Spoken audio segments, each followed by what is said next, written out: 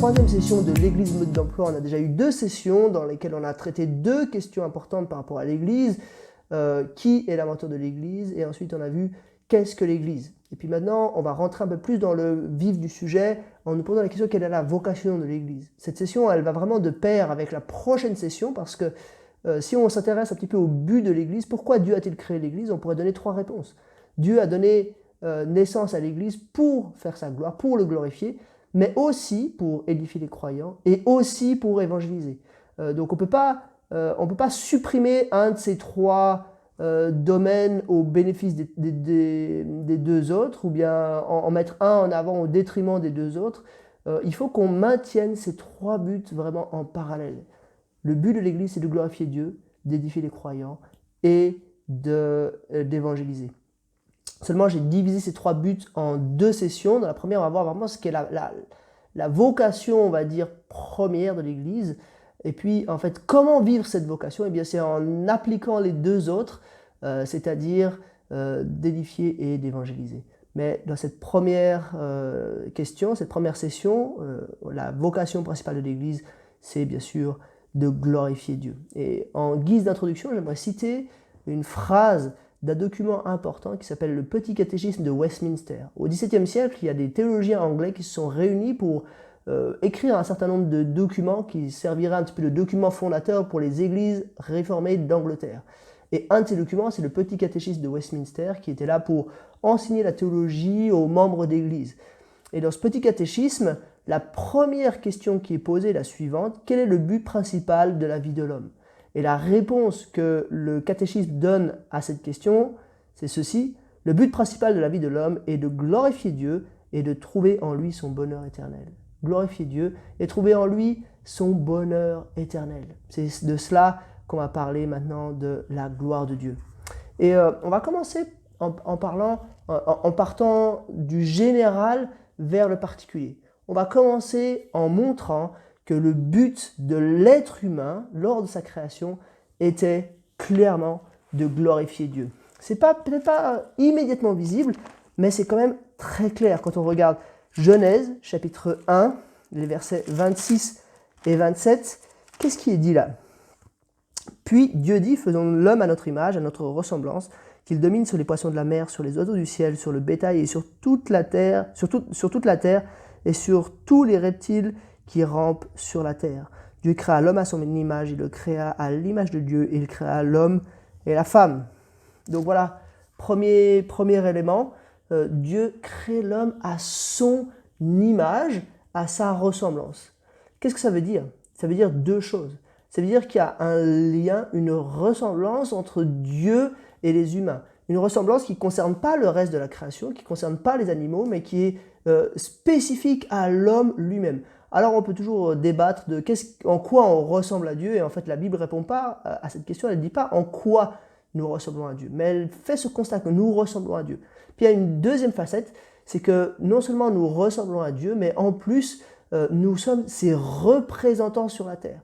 C'est pour ça que Dieu dit à Adam de dominer sur tous les animaux de la terre. C'est pour ça qu'un peu plus tard, c'est Adam qui va devoir donner des noms aux animaux, parce que c'est lui qui domine sur les animaux de la terre. Donc Dieu, en quelque sorte, délègue un petit peu son autorité, il fait de l'homme son représentant pour prendre soin de la création, pour maintenir l'ordre dans la création.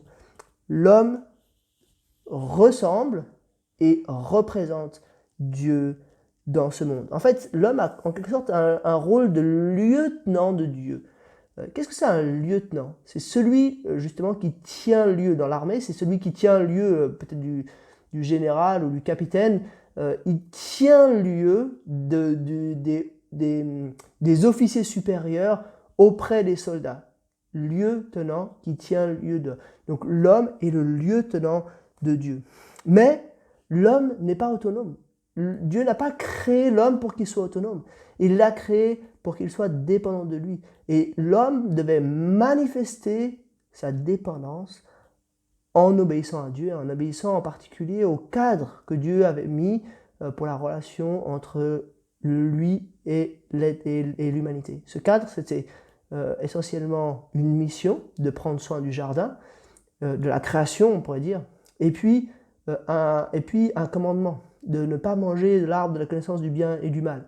Et de cette façon-là, l'homme pouvait manifester sa dépendance à Dieu. Donc on voit que dès l'origine, l'homme a été créé pour glorifier Dieu. Il est le couronnement de la création, un petit peu la perle principale au milieu du collier de la création de Dieu. Deuxièmement,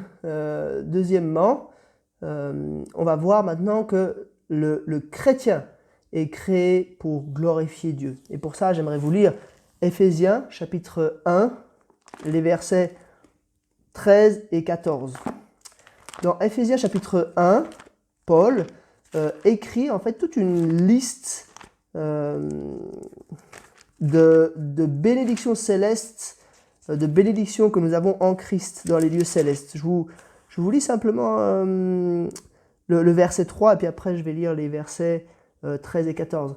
Au verset 3, Paul écrit « Béni soit le Dieu et Père de notre Seigneur Jésus-Christ qui nous a bénis de toute bénédiction spirituelle dans les lieux célestes en Christ. » Et puis Paul va lister un petit peu ces bénédictions spirituelles. Et puis au verset 13, il est toujours en train de faire cette liste. Il dit ceci « En lui, vous aussi, après avoir entendu la parole de la vérité, l'évangile qui sauve, en lui, vous avez cru et vous avez été marqués de l'empreinte du Saint-Esprit qui avait été promis.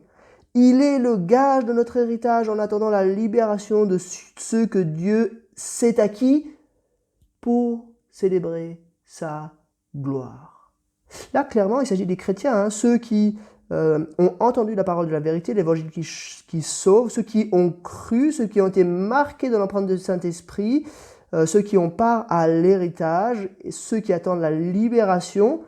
Tout cela, Dieu se les a acquis. Pourquoi ?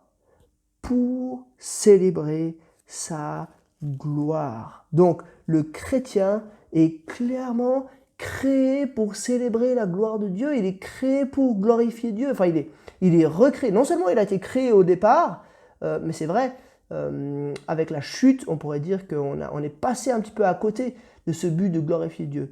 Même si c'est vrai que l'image de Dieu est toujours en l'être humain après la chute, cette image, elle est comme déformée par le péché. D'ailleurs, Romain le dit, tous ont péché et sont privés de la gloire de Dieu. Donc on a loupé quelque chose dans ce rôle de représentant de la gloire de Dieu. Mais Dieu nous recrée, il nous régénère, c'est-à-dire qu'il nous génère à nouveau, il opère comme une deuxième genèse en nous donnant son Saint-Esprit, par la foi en Jésus-Christ. Et puis, il le fait pourquoi ? Pour que nous puissions célébrer sa gloire. Donc non seulement la création vise la gloire de Dieu, mais la rédemption aussi vise la gloire de Dieu. Et maintenant, on va aller vers encore plus spécifique. On va voir que non seulement le chrétien, mais l'Église en tant que telle, l'Église existe pour célébrer la gloire de Dieu. Et pour ça, j'aimerais juste vous lire un verset dans Colossiens 3, verset 16. Il est dit ceci, que la parole de Christ habite en vous dans toute sa richesse. Instruisez-vous et avertissez-vous les uns les autres en toute sagesse par des psaumes, par des hymnes, par des cantiques spirituels. Chantez de tout votre cœur sous l'inspiration de la grâce. Voilà ce que doit faire l'Église. L'Église de Colosse en l'occurrence, mais toutes les églises. Voilà ce que nous devons vivre en tant qu'Église. Nous instruire, nous avertir les uns les autres en toute sagesse, par des psaumes, par des hymnes, par des cantiques spirituels. On doit chanter au Seigneur de tout notre cœur. Voilà ce qu'on devrait vivre en tant qu'Église. Voilà la vocation première de l'Église qui est de glorifier Dieu. Quand on vient à l'église le dimanche matin, on devrait normalement, premièrement, être avide, désirer venir pour prendre ce temps pour adorer, pour glorifier Dieu. On ne vient pas au culte premièrement pour écouter une prédication, mais on vient pour adorer. Ça ne veut pas dire qu'on apporte quelque chose à Dieu, parce qu'on l'a dit, quand on a parlé de l'autonomie de Dieu, Dieu n'a pas besoin de notre adoration. Mais c'est simplement notre réponse spontanée à ce que Dieu a fait pour nous. Dieu nous a tout donné en Jésus-Christ. Et nous désirons plus que tout l'adorer, parce qu'il est digne d'être adoré. On n'apporte pas quelque chose à Dieu, mais on veut l'adorer. Donc la vocation de l'Église, c'est l'adoration. Donc j'ai parlé jusqu'ici du fait de glorifier Dieu, et maintenant on va parler de l'adoration, parce que glorifier Dieu, on va dire, c'est une attitude générale, mais comment est-ce qu'on fait pour glorifier Dieu? Eh bien, c'est en l'adorant. Et on va voir qu'est-ce que c'est adorer Dieu, et j'aimerais juste lire là avec vous dans Apocalypse 7, les versets 9 et 10.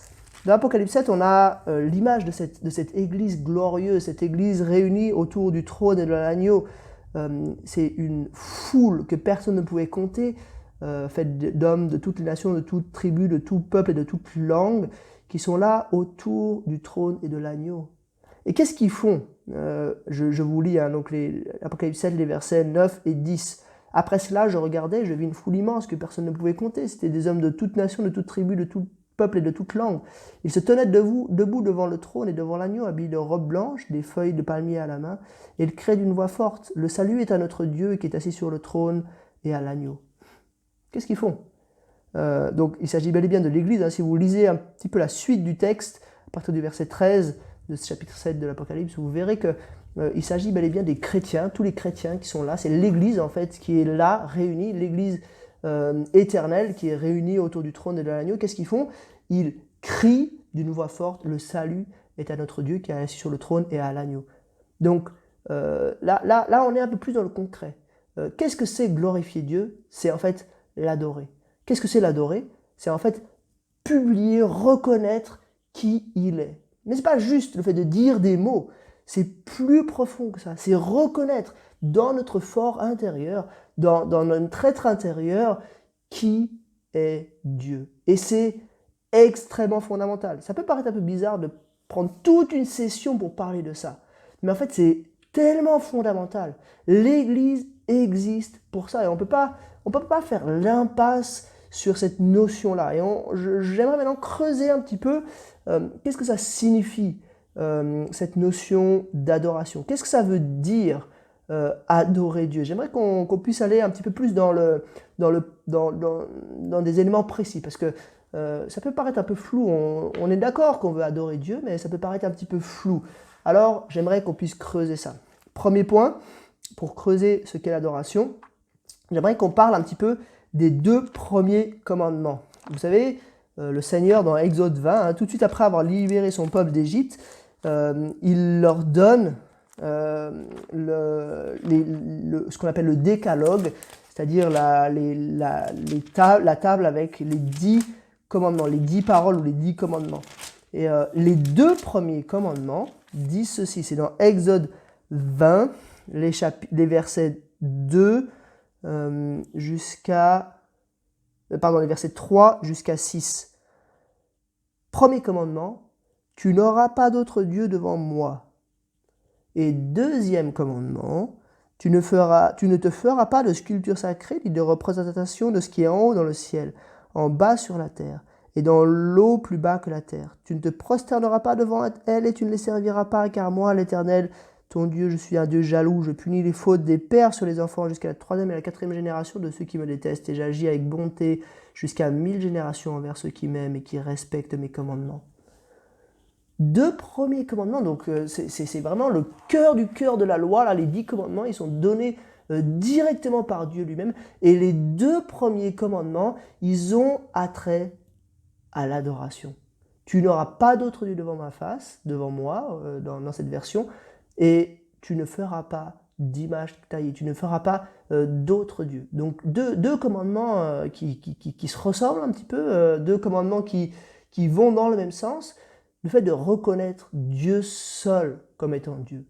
Le fait d'adorer Dieu seul. On voit que vraiment l'adoration est extrêmement centrale dans la pensée de Dieu. Dieu ne souffre d'aucune concurrence. Et on pourrait faire le lien, des exemples de désobéissance à ces 2 commandements. Exemple de désobéissance au premier commandement, c'est déjà dans la Genèse. la chute. Tu n'auras pas d'autre Dieu devant moi. Tu dois reconnaître Dieu pour qui il est. Qu'est-ce qu'Adam et Ève ont fait au moment de la chute? Ils se sont considérés eux-mêmes comme des dieux. Ils ont tourné le dos à Dieu. Ils ont dit qu'ils préféraient obéir à eux-mêmes, s'élever eux-mêmes, plutôt que d'obéir à Dieu et d'élever Dieu. Deuxième commandement, tu ne feras pas de sculpture taillée. C'est dans ce même livre, dans le livre de l'Exode. Hein. Quelques temps à peine après qu'ils aient reçu les 10 commandements, qu'est-ce qu'ils font? Un veau d'or. Ils adorent autre chose. Ils n'adorent pas eux-mêmes, mais ils créent quelque chose, une créature, pour adorer une créature plutôt que le Créateur. Voilà un petit peu, ça nous montre un petit peu la place de l'adoration dans la pensée de Dieu, et ça nous aide à définir un petit peu ce que c'est l'adoration. L'adoration, c'est reconnaître Dieu comme unique, c'est reconnaître qu'il est le seul Dieu, le seul qui mérite la gloire, le seul qui mérite l'adoration. J'aimerais encore prendre un autre passage. On a vu les 2 premiers commandements, puis maintenant on va voir les 2 plus grands commandements. Ça c'est dans Marc, alors ça y est dans 3 des 4 évangiles ce passage, mais moi je vais le prendre dans Marc, chapitre 12, les versets 28 à 31. Voilà ce que Jésus dit. Donc Jésus est interpellé par un spécialiste de la loi qui va lui poser une question un petit peu difficile, et Jésus va devoir lui répondre. Un des spécialistes de la loi, qui les avait entendus discuter, vit que Jésus avait bien répondu aux Sadducéens. Il s'approcha et lui demanda « Quel est le premier de tous les commandements ?» Jésus répondit « Voici le premier. Écoute Israël, le Seigneur ton Dieu est l'unique Seigneur. Et tu aimeras le Seigneur de tout ton cœur, de toute ton âme, de toute ta pensée, de toute ta force. Voici le deuxième. Tu aimeras ton prochain comme toi-même. Il n'y a pas d'autre commandement plus grand que ces 2-là. » Voilà 2 commandements, les 2 plus grands commandements dans la pensée de Christ lui-même, et 2 commandements qui parlent un petit peu de l'adoration. Qu'est-ce qu'il y a de plus grand si le but vraiment de la vie entière, c'est de glorifier Dieu, alors les plus grands commandements doivent nous montrer un petit peu comment glorifier Dieu. Comment? C'est en l'aimant d'une manière totale. Là, le texte, il nous dit de tout notre cœur, de tout ton cœur, de toute ton âme, de toute ta pensée, de toute ta force. De l'aimer lui seul plus que tout. On voit que ces 2 premiers commandements, ils font comme un écho avec les 2 plus grands commandements. Et le deuxième commandement, tu aimeras ton prochain comme toi-même, en fait, il fait le lien avec cette notion de l'image de Dieu. Pourquoi est-ce qu'on aime nos prochains comme nous-mêmes? Parce que nos prochains ont en eux l'image de Dieu. Donc, ultimement, c'est parce qu'on aime Dieu, c'est pour ça que ces 2 commandements sont liés. C'est parce qu'on aime Dieu qu'on aime nos prochains. C'est parce qu'on aime Dieu qu'on s'aime soi-même, parce qu'on porte en nous-mêmes l'image de Dieu. Ça nous permet, ces 2 passages, les 2 premiers commandements puis les 2 plus grands commandements, ça nous permet d'aller un pas plus loin pour définir ce que c'est l'adoration. La première chose qui est extrêmement surprenante et puis qui est peut-être que vous n'avez jamais réalisé, c'est que l'adoration est liée à la joie. J'aimerais là prendre Ésaïe 62, verset 5, qui nous dit ceci. Ésaïe 62, verset 5.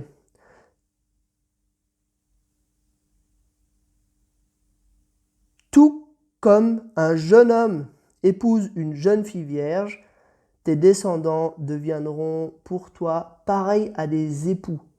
Et tout comme la fiancée fait la joie de son fiancé, tu feras la joie de ton Dieu. On voit que la fiancée fait la joie de son fiancé, tu feras la joie de ton Dieu. Dieu trouve sa joie dans l'adoration, mais nous trouvons, nous aussi, notre joie dans l'adoration. Et il y a une certaine logique là derrière. Pourquoi est-ce qu'on peut être joyeux lorsqu'on adore Dieu? Parce qu'en fait, on a été créé pour cela. En fait, c'est juste conforme à ce pourquoi nous avons été faits.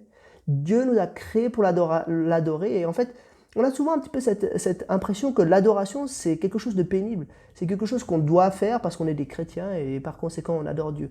Mais en fait, c'est pas du tout ça. adorer Dieu devrait être la plus grande source de joie qu'on puisse imaginer. C'est la plus belle chose qu'on puisse vivre dans cette vie. Donc, première chose, et on le voit bien hein, dans le fait d'aimer Dieu de tout son cœur, de toute sa pensée, de toute son âme et de toute sa force, l'adoration est liée à la joie. Deuxième chose, justement, elle est liée à l'amour. Et là, on peut citer un Marc 12, verset 29, « Tu aimeras l'Éternel ton Dieu de tout ton cœur, de toute ta pensée, de toute ton âme et de toute ta force. » L'adoration est liée à l'amour. Des fois, on a l'impression que l'adoration, c'est le fait de s'agenouiller, de prier ou quelque chose comme ça. Mais en fait, c'est avant tout le fait d'aimer. C'est quand on aime Dieu, quand on a un cœur qui brûle pour Dieu, que l'adoration se manifeste. On pourrait dire aussi que l'adoration, c'est lié à l'obéissance. Et là, j'aimerais juste vous lire un petit passage dans l'évangile de Jean. C'est Jésus qui parle dans Jean 15, les versets 13 et 14. Jésus dit ceci, je vous donne, à partir du verset 12, hein, je lis, hein, voici mon commandement. Aimez-vous les uns les autres comme je vous ai aimé. Il n'y a pas de plus grand amour que de donner votre vie pour vos amis. Vous êtes mes amis si vous faites ce que je vous commande. De nouveau, c'est lié. Christ nous dit que vous êtes mes amis. Il n'y a pas de plus grand amour donc, que de donner sa vie pour ses amis. Et vous êtes mes amis si vous faites ce que je vous commande. Donc, l'adoration passe aussi par l'obéissance. Et je pense que ça enrichit. Hein. Il y a la joie, l'amour, l'obéissance. Tout ça, c'est des moyens de vivre l'adoration. Après, j'aimerais mentionner aussi que l'adoration, elle a quelque chose d'explosif. L'adoration, c'est pas quelque chose qui reste dans notre cœur. C'est quelque chose qui sort de nous. C'est comme si, voilà, justement, c'était une cocotte minute. Ça bouillonne en nous et l'adoration, il y a quelque chose qui sort de nous vers l'extérieur. Et j'aimerais parler de ça, l'adoration et le rayonnement. Et pour ça, j'aimerais juste prendre deux versets dans Exode chapitre 15, les versets 1 et 2. Ça, c'est juste après le passage de la mer des roseaux par le peuple hein, qui a pu passer à sec. Moïse va dire une louange à Dieu. Et il va dire ceci. Je chanterai en l'honneur de l'Éternel, car il a fait éclater sa gloire. Il a précipité le cheval et son cavalier dans la mer. L'Éternel est ma force et le sujet de mes louanges. C'est lui qui m'a sauvé. Il est mon Dieu. Je le célébrerai. Il est le Dieu de mon Père. Je proclamerai sa grandeur. Donc on voit que face à la gloire de Dieu, Moïse ne peut pas garder ça en lui. Il doit célébrer. Il doit proclamer. Il y a quelque chose d'orienter vers l'extérieur. L'adoration rayonne vers l'extérieur. Et puis, par la suite, on pourrait encore ajouter un dernier point, c'est que l'adoration va de pair aussi avec la dépendance ou la reconnaissance de la dépendance. Et pour parler de ça, j'aimerais vous lire de nouveau dans Éphésiens, au chapitre 1, toujours dans cette liste de bénédictions qu'on a dans les lieux célestes en Christ, au verset, donc c'est Éphésiens chapitre 1, les versets 11 et 12.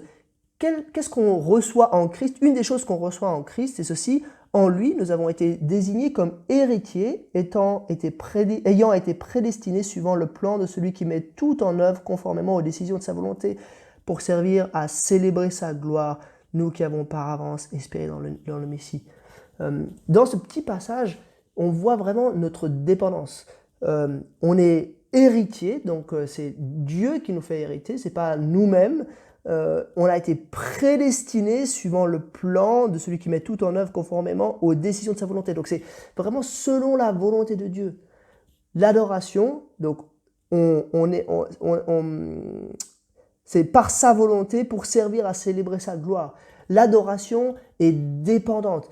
C'est une reconnaissance qu'on est dépendant. Alors c'est bizarre parce qu'on est régénéré, on est sauvé pour adorer. Mais en fait, on reconnaît qu'on est dépendant dans l'adoration elle-même. C'est vraiment Dieu qui est à l'origine de toute chose. On est dépendant de Dieu de par notre création, mais encore plus de par notre rédemption. Il nous a recréés. Il a fait de nous des hommes et des femmes nouveaux, nouvelles, et on dépend de lui pour cela. On arrive un petit peu au bout. J'aimerais refaire un petit peu le tour de tout ce qu'on a vu. On a vu que l'humain, le chrétien et l'Église existent pour célébrer la gloire de Dieu. En fait, l'être humain, de manière générale, mais l'être humain s'est rebellé contre Dieu, et plus encore le chrétien, et plus encore les chrétiens quand ils se réunissent, c'est-à-dire l'Église, existent pour la gloire de Dieu. On est là pour faire sa gloire. Et alors, qu'est-ce que ça veut dire, faire sa gloire? Faire sa gloire, c'est l'adorer. L'adorer, c'est quoi? C'est reconnaître qu'il est, c'est publier, dire, mais aussi reconnaître dans notre fort intérieur qui il est. Alors, comment ça se manifeste? Et là, on a lu les deux plus grands commandements, puis les deux premiers commandements, enfin les deux premiers, puis les deux plus grands, qui parlent un petit peu de l'adoration et qui nous aident à définir les 5 axes suivants. L'adoration, ça se manifeste dans la joie, dans l'amour, dans l'obéissance, ça rayonne, et ça se manifeste aussi dans la dépendance, parce qu'on dépend de Dieu pour toute chose. Et alors, concrètement, comment est-ce qu'on voit l'adoration? En fait, l'adoration, c'est avant tout quelque chose qu'on vit à l'intérieur de nous. C'est comme je dis, c'est cette cocotte qui bouillonne. Mais il y a quand même quelque chose qui se voit à l'extérieur. Et peut-être le lieu où c'est le plus flagrant, où on peut voir de la manière la plus flagrante l'adoration, c'est dans le chant. L'Église a chanté. La Bible contient des dizaines et des dizaines de chants. Depuis 2000 ans, les chrétiens ont chanté pour dire leur adoration de Dieu. C'est un moyen, et on a lu un petit extrait dans le Cantique de Moïse, dans Exode chapitre 15. C'est un moyen qu'on a de publier justement ce que Dieu est, de publier, de dire notre adoration à Dieu. Et je pense que réaliser cela, ça fait prendre un petit peu un autre sens à nos temps de chant. Quand on chante, on n'est pas juste en train de réciter des paroles comme ça, on n'est pas non plus en train de prêcher, de délivrer un message, mais on est avant tout en train d'adorer celui qui nous a créés et celui qui nous a sauvés, notre Créateur et notre Rédempteur. Alors maintenant, j'arrive au bout de cette troisième session, et j'aimerais vous poser simplement 2 questions. La première question, c'est comment l'adoration est-elle effective dans ma vie? Comment est-ce que vous vivez pratiquement dans votre vie chrétienne de tous les jours l'adoration? Est-ce que c'est quelque chose de central? Est-ce que vous réalisez que vous êtes créé, vous avez été créé et recréé pour l'adorer? Puis la deuxième question, c'est comment l'adoration se vit-elle en Église, dans les différentes activités, que ce soit au groupe de jeunes, que ce soit au culte, que ce soit au rayon de prière, que ce soit groupe d'hommes, groupe de femmes, groupe de quartier, etc. Comment est-ce qu'on vit l'adoration dans tout cela? Et puis peut-être par rapport au culte en particulier, comment est-ce que ça se vit dans les différentes parties du culte? En quoi est-ce qu'on est en train d'adorer Dieu quand on est en train d'écouter la prédication, ou de chanter, ou de prier, ou de faire je ne sais quelle autre chose pendant la durée du culte? En quoi est-ce qu'on est en train d'adorer Dieu pendant le culte? Voilà 2 petites questions pour méditer à la suite de cela. Comment l'adoration est-elle effective dans ma vie personnelle, dans ma vie chrétienne? Et comment l'adoration se vit-elle? Comment est-elle visible dans notre vie d'église? Voilà, je vous dis à tout de suite pour une prochaine session.